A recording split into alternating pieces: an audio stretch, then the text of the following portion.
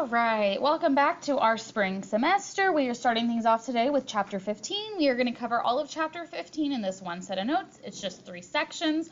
A lot of it is concepts that you're already familiar with previous classes you've taken in your math career. And then some of this is stuff we've talked about previously in geometry in the fall. So we are going to dive right in, mostly with postulates and then a couple theorems toward the end. The first postulate we're talking about is what's also called the law of trichotomy, which is a really complicated word just to say there's 3 options here. And that is that if I have 2 real numbers, x and y, they will be related to each other in one of these 3 ways. Either they are, one is less than the other, they're equal to each other, or one is greater than the other. Okay?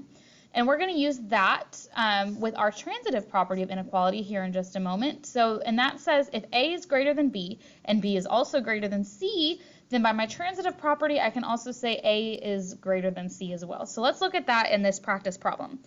X exceeds Y by 9. That means that X is equal to Y plus 9. So in my lie of trichotomy, that means that X is greater than Y. And then if y exceeds z by 4, that means that y is also greater than z. So with my transitive property, x is related to z in the fact that x is greater than z. Okay, the next one we're looking at is our addition property of inequality, and that is if I'm starting out with the statement a is greater than b, and I add the same number to both sides of my inequality, it stays true. So here's a visual example of that. If I've got 2 segments A and B, and A is longer than B, if I add the same third segment X to the end of both of those segments, the result of A and X is still going to be longer than the result of B and X because, starting at the very beginning, A was longer than B. Okay, another one we're looking at is the positive multiplication property, and that is that if I'm starting with 2 things that are already, one is less than the other, and I multiply both sides by a positive number, as in a number bigger than 0, that relationship is going to remain the same. So here's a visual example. If I have 2 angles, and angle 1 is greater than angle 2, and I multiply each one by 3, the resulting angle here, ABC, is going to be smaller than the resulting angle of DEF because angle 1 is smaller than angle 2. So let's look at some practice problems with that. An angle is greater than twice its supplement. So remember, this is kind of thinking back to complements and supplements from the fall. So an angle, remember, an angle is x, and that is greater than twice the supplement. The supplement is 180 minus x. So to solve this inequality, I need to first distribute the 2. Now I'm going to add that 2x to both sides, so I end up with 3x is greater than 360. If I divide both sides by 3, I get that x is greater than 120. So that's one part of the restriction, but remember, I can't have an angle that's larger than 180, so x has to be bigger than 120 and less than 180. So this, again, when you see restrictions, remember that means compound inequality. And the smaller number on the left side is called your lower bound. And the larger number on the right side is called your upper bound of your inequality or your restriction. Let's do another example related to that, part B. The supplement of an angle is smaller than the angle. So remember, again, the supplement is 180 minus x. And if it's smaller than the angle, that means it's going to be less than x. So again, let's solve this inequality. I add x to both sides. So now that's less than 2x. Divide both sides by 2, and I get that x is greater than 90. But again, it needs to be less than 180. So there's the other end of my restriction. So here 90 is my lower bound, and 180 is my upper bound. Moving on. So that was the positive multiplication property. The negative multiplication property says that if I have a relationship where x is smaller than y, and I multiply both sides by a number less than 0, meaning a negative value, the relationship changes. So remember, when we multiply or divide an inequality by a negative, we change the sign because of this property. So let's look at this practice problem.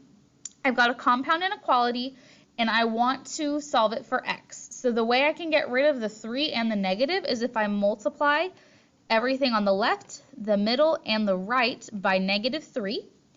So this is going to become -9. I get x in the middle, and this becomes -18. And because I'm multiplying by a negative, remember the direction of my inequality is going to change. So I'm going to write this going the other way from left to right. It means the same thing. Notice the arrows are still pointing toward the same numbers, but this way I can see from left to right I'm going from smallest to largest, because this problem says what is the upper bound of x, and that is going to be -9.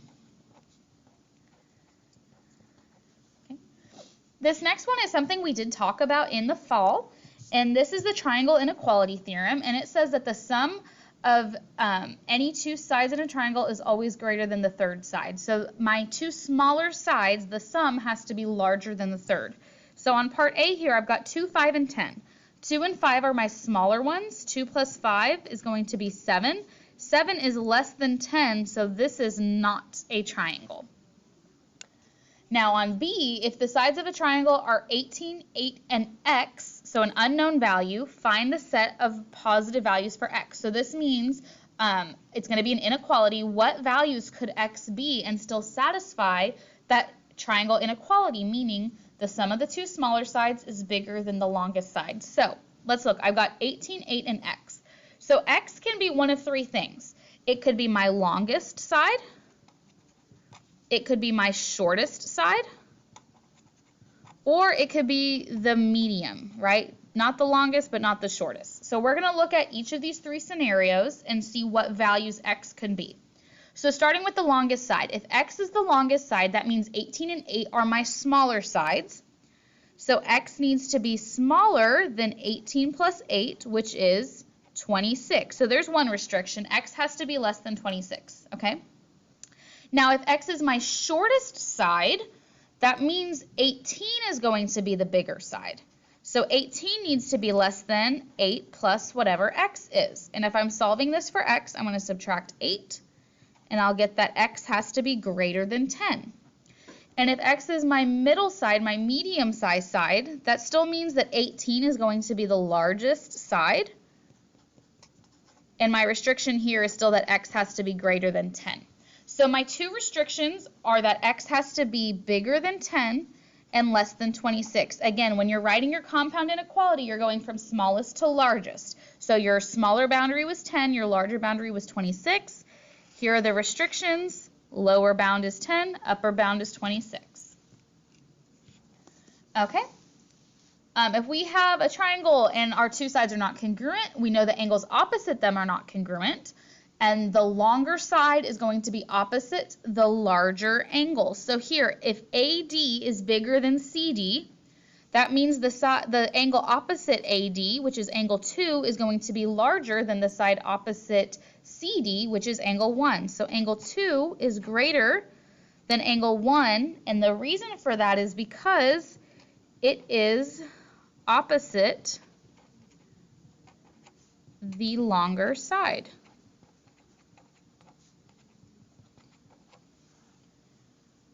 Okay, then the next one says, it's kind of the converse of this one. So this one says if the sides are related this way, the angles are related similarly, right? If I've got a longer side, the angle opposite it is the bigger one. This next theorem is the converse, and that says that the larger angles and shorter angles are opposite the longest and shorter sides respectively. So if I've got this triangle here, triangle ABC, I'm going to go ahead and draw it out. And I know that angle A is 40, angle B is 65. I can find my third angle by subtracting 40 and 65 from 180. And what that's going to leave me with is 75. So here are my three angles, and I want to list the sides in order from shortest to longest. Well, my shortest side is going to be opposite the smallest angle. My smallest angle is A, 40 degrees, and the side opposite that is CB. My middle angle is 65. It's opposite AC. And my largest angle is 75, which is opposite BA. So that is how I can list my sides in order from shortest to longest. Okay, the last one we're looking at on this page is the Pythagorean theorem test, and we did do this briefly on a quick work right before the semester ended, but basically what it says, if I have three sides of my triangle, first I need to verify that they meet the triangle inequality theorem. The two smallest sides add to a number greater than the longest side. Then, with C being the longest side and A and B being the other two sides, the relationship of a squared plus b squared and c squared can be one of three things. This goes back to that law we talked about at the beginning. They can be equal, greater than, or less than. If they're equal, we have a right triangle. If it's greater than, I have an acute triangle. And if it's less than, I have an obtuse triangle. So let's practice that here below. So the first thing I want to do is make sure I have a triangle. On A, 8.5 is my biggest side. 6 plus 6 is 12. 12 is bigger than 8.5, so I do have a triangle. So now I want to use my Pythagorean theorem test. So this will be A, B, and C, C being the longest side. So 6 squared plus 6 squared, and the relationship to 8.5 squared. Well, that's going to be 36 plus 36. 8.5 squared is 72.25. So this becomes 72, and the relationship is that 72 is less than C squared, which means this is an obtuse triangle. Okay, let's look again on B. Here's my longest side, so 232 plus 105 needs to be greater than 337. 232 plus 105 is 337, and these are equal, so this is not a triangle. Those sides cannot form the lengths of a triangle. So we don't even need to do the rest of our Pythagorean theorem test because there is no triangle to talk about. Okay, the last thing we're talking about is the hinge theorem. And the hinge theorem says that if I have two triangles, they're not congruent triangles, but I do have two sets of sides that are congruent, and then the included angles are related in such that angle B is bigger than angle Y. That means the sides opposite them have the same relationship. So again, the included angle is in between. I've got two sets of congruent sides. If B is bigger than Y, that means that AC is going to be longer than XZ. So that is the hinge theorem. If you know the angles are related one way, the sides are related one way. The converse of the hinge theorem works backwards. It says, again, I've got my sets of congruent sides, and then that third side is not congruent, but I know that one of them is longer than the other, then I know the angles opposite that side have the same relationship. So if AC is longer than WY, that means angle B is larger than angle X. So we're going to do one more quick practice problem. Again, this picture printed off, not super great, but this is a parallelogram. And remember, in a parallelogram, our opposite sides are parallel and congruent. So if I've got this parallelogram and I know that angle BAD is larger than angle ADC, which diagonal is longer? Remember, the diagonals are formed by connecting the opposite vertices to each other. So let's look here. I've got two triangles that have formed. The first one, let's look at triangle ABD. Triangle ABD. If this is the bigger angle compared to another triangle, ADC, so notice with these triangles, I've got one tick mark, two tick mark, one tick mark, two tick mark. This means that I've got the sets of congruent sides, and I'm looking at the comparison between these two angles. So if this angle BAD is the larger angle, that means the side opposite it is going to be the longer side compared to this angle, which is smaller, so the side opposite it is going to be shorter, which means that BD is the longer diagonal. And that is how we can use the hinge theorem. You could also use it the other way around. If you knew which diagonal was longer, you could tell me which angle is larger. And that is it for chapter 15. Next, we're going to be moving into polygons, which is my favorite unit. And you're going to practice this on your homework today and on Friday.